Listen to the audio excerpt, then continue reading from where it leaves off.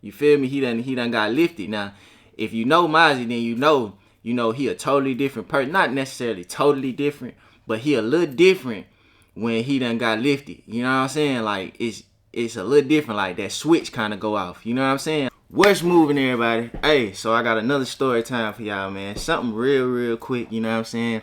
Everybody said they wanted them Mazi stories, them young Mazi stories. So I got a quick one for y'all. You know what I'm saying? But before we dive into the video, like always, you know, yeah, everybody like, share, subscribe, comment.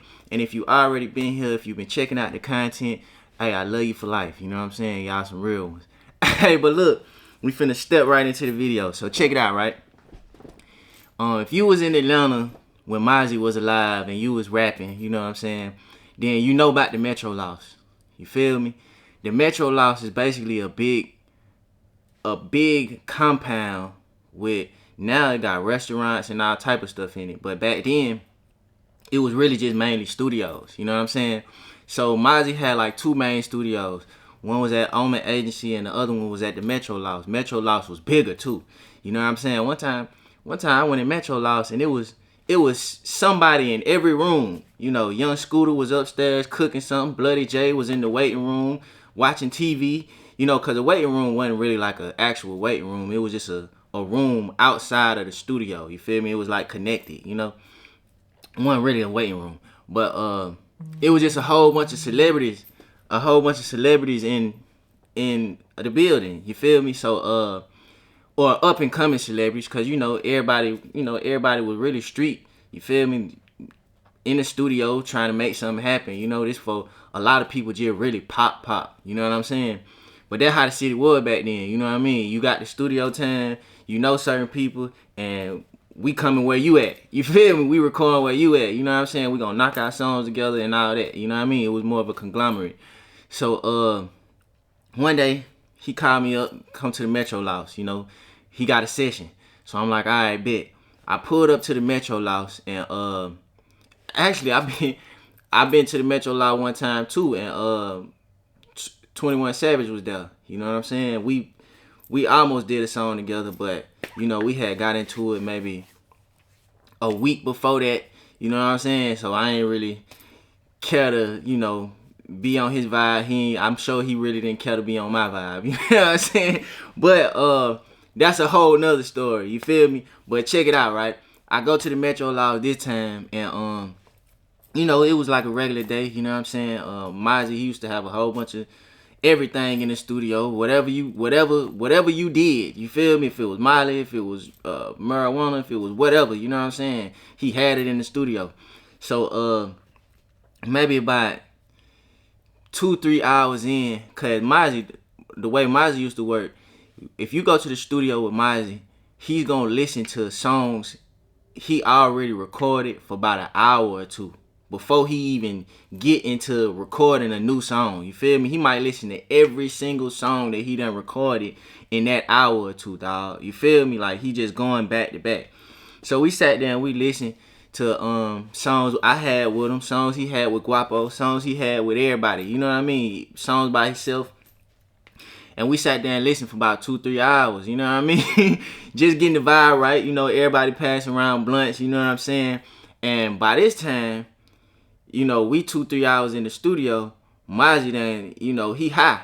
You feel me? He done got lifted. Now, if you know Mazi, then you know he a totally different person. Not necessarily totally different, but he a little different when he done got lifted. You know what I'm saying? Like it's a little different. Like that switch kind of go off. You know what I'm saying? Like y'all know how it be.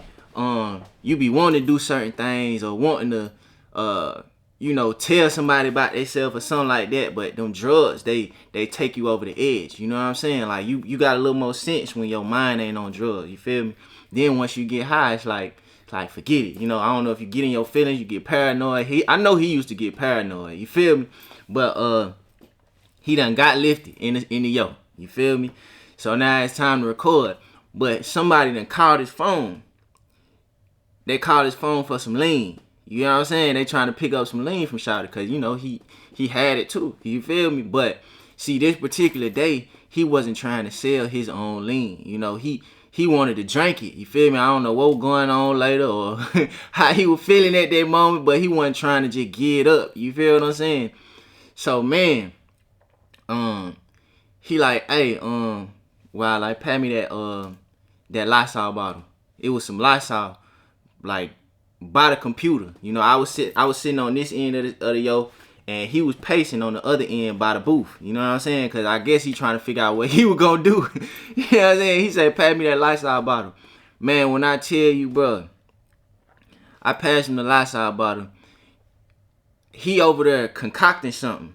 You know what I'm saying? Like, he over there mixing stuff together and doing all type of stuff in a medicine bottle. You feel me? Like a lean bottle. And I might have asked him like, hey bro, what is you doing? You know what I'm saying? And this man said he finna sell this, bro. He done put all type of chemicals in this medicine bottle, man, and try to make it look like the real thing so he could sell it. You know what I'm saying? Now, if you know Mazi, then y'all know, like, once he get lifted, you feel me, other things start making sense to him. You know what I'm saying? Even if it don't make that much sense, it makes sense at that moment. You feel me? So, man, he done concocted this whole potion up, man, and done called Buddy back. Buddy might have, I don't even think he pulled up to the studio. He got one of his little homies. See, I ain't gonna say no name, but if y'all know Mazi, then y'all know it was one or two particular people that used to be with him all the time.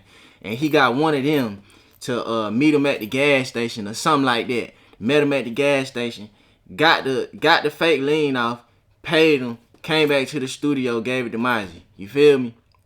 But when I tell y'all, this guy blew up Mazi's phone the whole session we was there.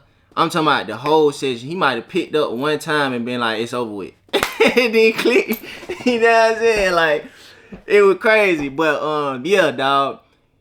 He used to be on stuff like that. You feel me? I ain't gonna count. But he was a good guy. You know what I'm saying? But if he ain't know you, then it was basically like no rules. You get what I'm saying? Like, straight up, especially if you was trying to get his drugs. You know what I mean? But yeah, we was at the Metro Lofts, man. We ended up I think that was the same night that we recorded Pray For Me. You know, his favorite song that we made. You know what I mean? I remember writing that. I ain't even write it. Bro, the crazy thing about it, he got me so lifted in the studio. Mind you, I only smoke weed. You feel me? He got me so lifted in the studio, I forgot how to rap, fool. I forgot how to rap. And he must was having writer's block too, right? Because he played the beat and he was thinking and he just couldn't figure nothing out. Then he like, hey man, you know, go in the studio.